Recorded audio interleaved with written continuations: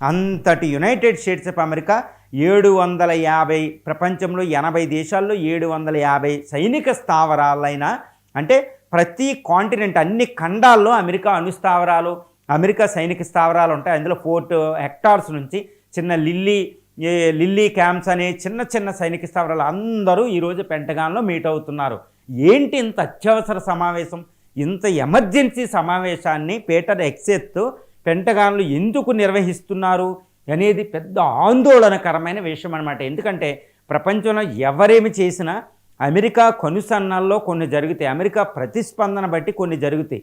ఎందుకు ఇంత emergency meeting పెడుతున్నారు ట్రంప్ అనేది చాలా జాగ్రత్తగా గమనిస్తే యునైటెడ్ స్టేట్స్ ఆఫ్ అమెరికా ఇప్పుడు రక్షణ శాఖ పరిశీలకులు అంటే the experts of the war strategy వాళ్ళు ఏం చెప్తున్నారంటే యునైటెడ్ స్టేట్స్ ఆఫ్ అమెరికా ఇప్పుడు 3వ ప్రపంచ యుద్ధానికి రెడీ అవుతుంది.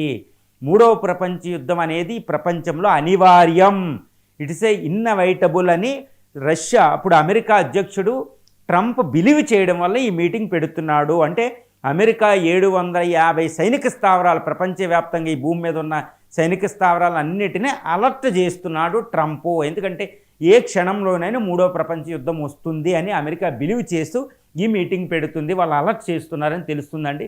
ఇప్పుడు యునైటెడ్ స్టేట్స్ ఆఫ్ అమెరికా ఎందుకు ఈ మీటింగ్ పెడుతుంది అంటే ఇక్కడ తప్పనిసరిగా చెప్పొచ్చు అండి అది 3వ ప్రపంచ యుద్ధం.